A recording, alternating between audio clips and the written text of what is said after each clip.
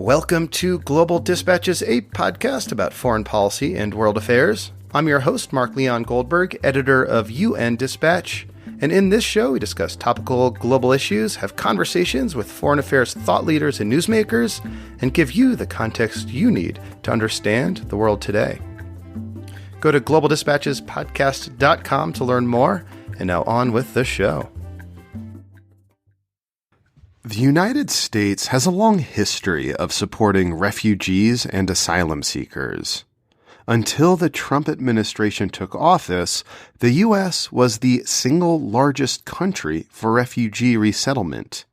In most years prior to 2017, about half of all refugees who were resettled to a developed country came to the United States.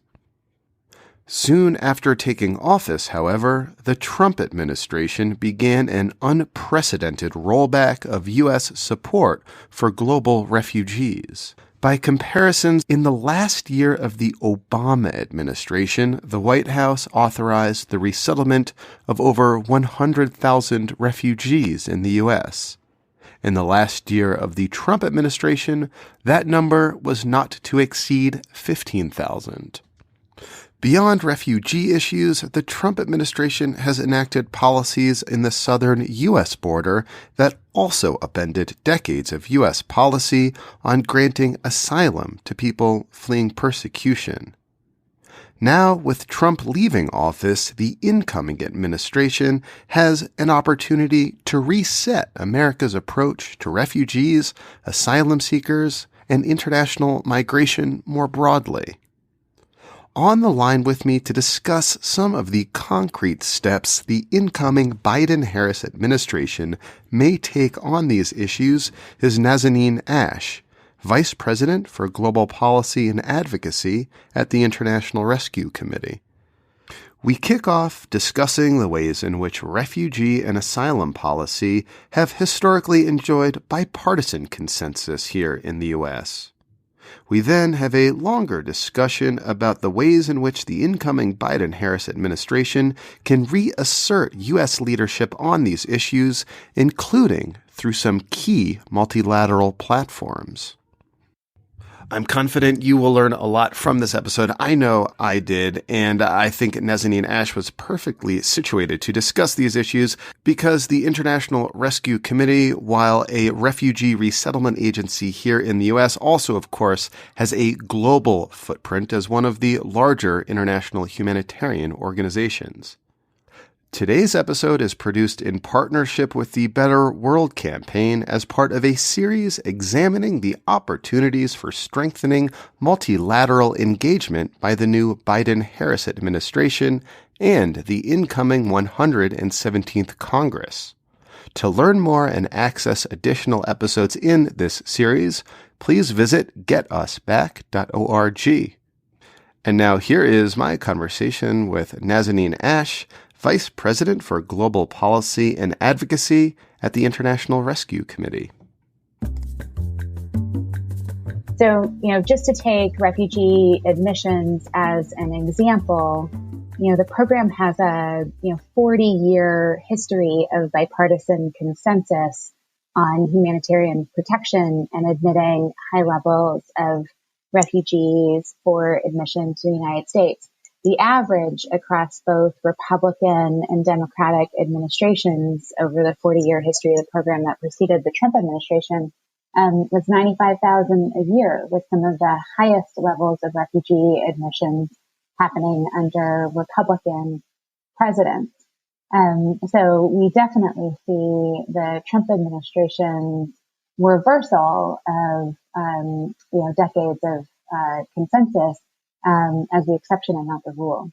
And beyond numbers of refugees resettled to the United States, another aspect of this approach to refugees and asylum seekers is the policy on the southern U.S. border, the Remain in Mexico policy, which again seems like something that was not contemplated by previous administrations, but was enacted by this one. Again, an aberration to sort of historic U.S. policies on these issues. So the Trump administration has introduced an incredible array of harmful asylum policies that have served to vastly exacerbate the vulnerability of most vulnerable populations. They've denied longstanding criteria under which vulnerable populations could seek asylum, including gang violence and including gender-based violence. They have introduced policies that contradict domestic and international law in returning asylum seekers, to unsafe circumstances and unsafe territory, to await adjudication of their claims. They've introduced, a series of policies with deterrence at their focus that have only served to sort of plumb the depths of inhumanity. And I'm thinking here especially about family separation policies, family detention, and the prolonged and expanded use of detention, and practices that have continued and again exacerbated vulnerabilities for most vulnerable populations, especially in a time of COVID, where they have been and demonstrated a complete inability to ensure, the safety of asylum seekers in detention, in the midst of a pandemic. Immigration in the U.S. has long been a hot button political issue, but refugee admissions and asylum policies, unlike say in Europe, here in the United States, it hasn't been like a huge political issue until now. Do you think that the Trump administration has perhaps forever changed the kind of nature of what used to be a bipartisan consensus on refugee admissions? Is refugee policy in the United States now suddenly like an animating political issue? I think what's most interesting about your question is that as hard as Trump has tried to make it so, to make refugees and asylum seekers a hot button, toxic political issue that presents risks for political leaders who articulate their support for those populations, as hard as he's tried to make it so, he's really failed. And the challenge he gave to the American public was to, plant their flag. And by and large, they've planted their flags with refugees and asylum seekers, and I can give you a number of examples.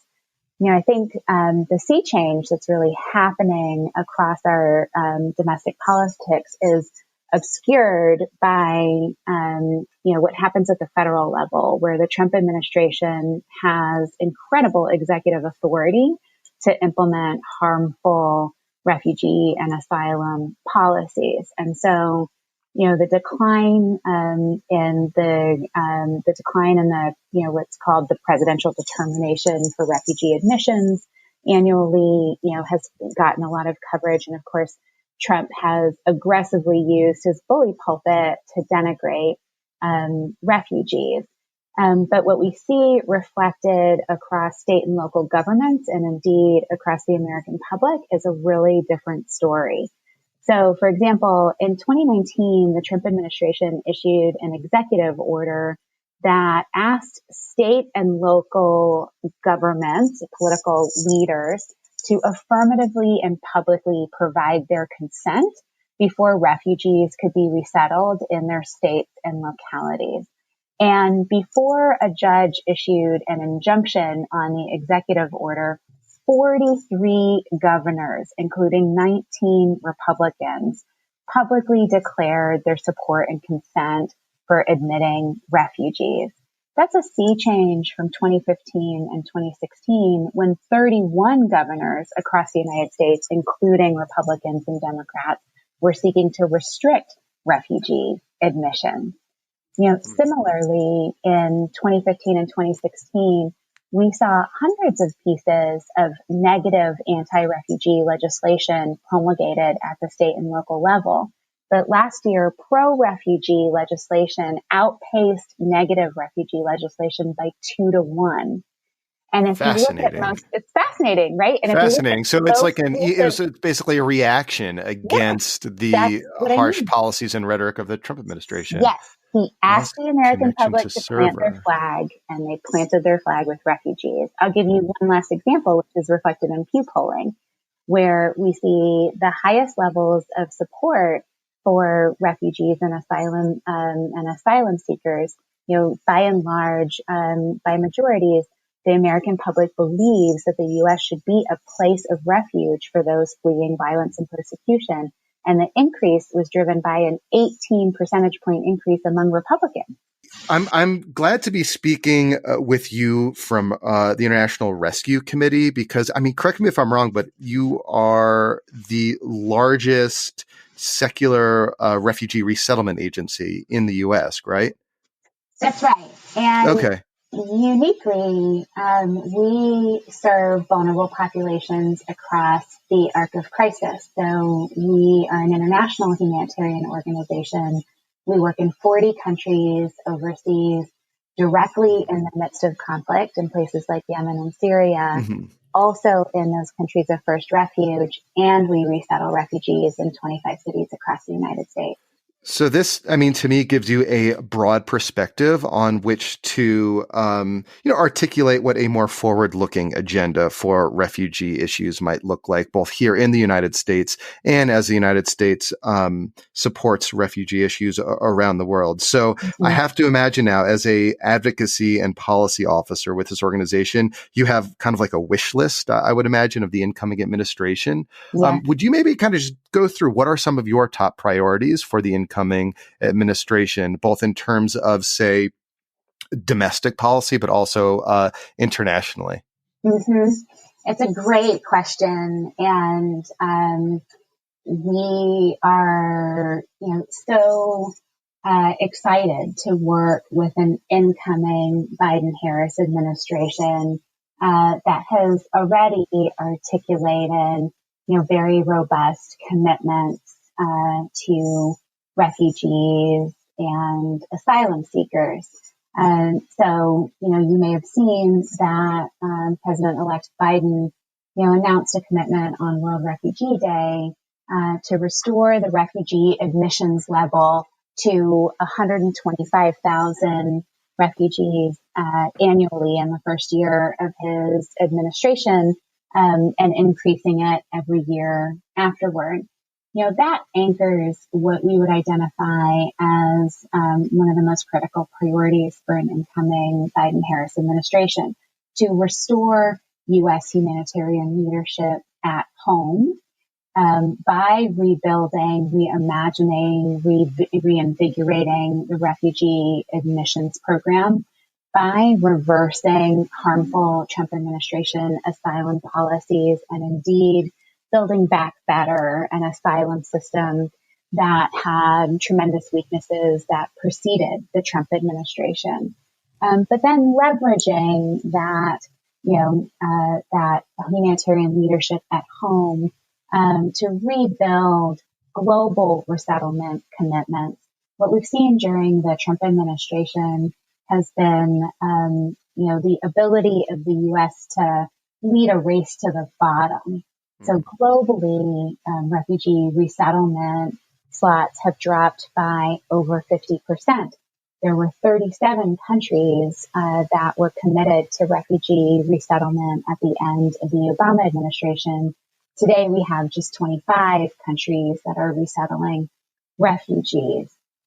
So reinvigorating global commitments to resettlement, we would put alongside rebuilding our commitment at home. So the idea is that should the Biden administration once again significantly raise the refugee cap, the number of refugees the U.S. will admit in any given fiscal year, simultaneous to that, the Biden administration, in your view, should work with other countries to increase their caps and expand the number of countries that are willing to accept refugees to be resettled. Is there existing multilateral platform on which to do this? Does this mean working more closely, say, with the UN Refugee Agency? What opportunities exist for that to take place? Yeah, you're exactly right, Mark. And there are those platforms. So, as you know, under the Trump administration, the U.S. is not a signatory to the Global Refugee Compact. So we see a great opportunity for the incoming Biden-Harris administration to join that compact and to join the Global Compact on Migration, and to once again engage in those multilateral fora productively and to leverage their own commitments to encourage other countries to do more. And can I just also have you explain briefly what is the Global Compact on Refugees and the Global Compact on Migration for those who are unfamiliar? Sure. The Global Compact on Refugees really seeks to reinvigorate global commitments to refugee response along several dimensions. One, ensuring that wealthy nations provide support and assistance and aid to low and middle income countries who support the vast majority of refugees. So increasing their financial commitments. Ensuring that wealthy nations do their part in sharing in global responsibility for refugees by increasing their resettlement commitments. Third, working with host nations and supporting them to extend rights and access for refugees to be able to rebuild their lives in their communities of first refuge. So, as noted, almost 90% of refugees are hosted in low and middle income countries. Last year and really over the last decade, on average, only about 3% of them have been able to return home. And so, for the vast majority of refugees, having the opportunity to rebuild their lives, in their new host communities, is the future of refugee response. That host countries who are so generously supporting refugees need the financial support of the international community to be able to extend social services, rights to work, opportunities for regular access to education and health to those refugee populations. And last, the Global Compact on Refugees, really calls on the international community to reinvigorate their attention to root causes. IRC will this week release its 2020 watch list. And what our watch list really reveals is that there are 20 countries in the world accounting for just 10% of the global population, but representing 85% of the world's population in need of humanitarian assistance, representing almost 90% of those who are internally displaced, and representing 84% of the world's refugees. So reinvigorating global attention to resolving these longstanding, prolonged conflicts now being exacerbated by climate change and by COVID is a place where we hope to see U.S. leadership and diplomacy and the range of tools and assets that the U.S. can bring to the table deployed in service of that conflict resolution. And so can you also briefly discuss and explain what the Global Compact on Migration is? Yes. So, because that's sort of the other half of the refugee compact is the Compact on Migration. Mm-hmm. And here, this is a real breakthrough compact, a first of its kind international agreement on safe and orderly migration and the protection of vulnerable populations and migrants. It recognizes that globally there are over 240 million people on the move. And we, grounded in the Universal Declaration of Human Rights, we need an international system that helps create the protocols and guidelines that ensures that migrants are protected en route, that they have opportunities to migrate in safe and orderly fashion, and that they're not subject to violations of their human rights, on their journeys, in countries where they're often detained and en route to final destination. Mm-hmm. And so on your wish list, therefore, is the Biden administration to sign and enter the U.S. into both the refugee and the migrant compact. What else are you looking towards in the coming administration in terms of resetting U.S. policies on refugee issues around the world? So two additional things added to the list of what we've covered. One, strong diplomacy and international cooperation in pursuit of refugee rights and access to work and education in countries of first refuge. If you think about the model of the Leaders Summit that the Obama administration led in 2016, that was really about wealthy nations doing their part to increase aid, increase resettlement, and to work with host countries to leverage those commitments for increased opportunities for refugee self-reliance in countries of host refuge. And it was a really successful model, anchored by U.S. commitments. We saw a 30% increase in humanitarian aid. We saw a commitment to double in the first year and triple in the second year global resettlement slots. And a host of low and middle income countries hosting the vast majority of refugees made commitment to allow 1 million refugees access to work and 1 million refugee children access to school. So, again, in a context where few refugees are able to return home and only a small proportion of the most vulnerable have access to resettlement, seeing strengthened diplomacy on behalf of those additional humanitarian outcomes that allow refugees to rebuild their lives is another priority for an incoming Biden-Harris administration. Mm-hmm. And the idea is just to be clear that, when refugees cross a border, flee to a safer country, they're often not permitted legal access or work permits. And so the idea here was that the Obama administration in that summit, helped and encouraged some of those countries to expand access to formal work permits and education opportunities for refugees. That's right.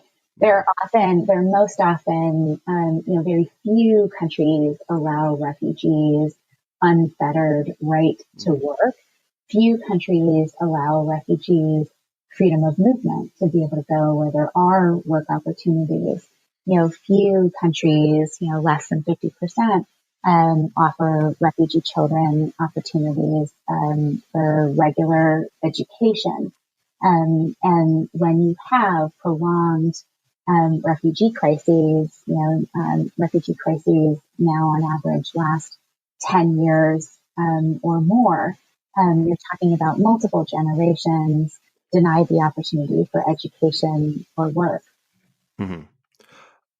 Okay, and finally, I think there was one more kind of one more item on your punch list. One more item. It's an ambitious agenda, but at the International Rescue Committee, we've been leaders in the humanitarian sector in calling for real reform of the way in which we support vulnerable populations and real reform of the humanitarian sector, where we have outmoded tools, outmoded financing structures that have not kept up with trends in protracted displacement, and have not kept up with trends in recognizing that we need to move from a model of emergency response to refugees to a model that incorporates development opportunities for refugees to be integrated into their host communities.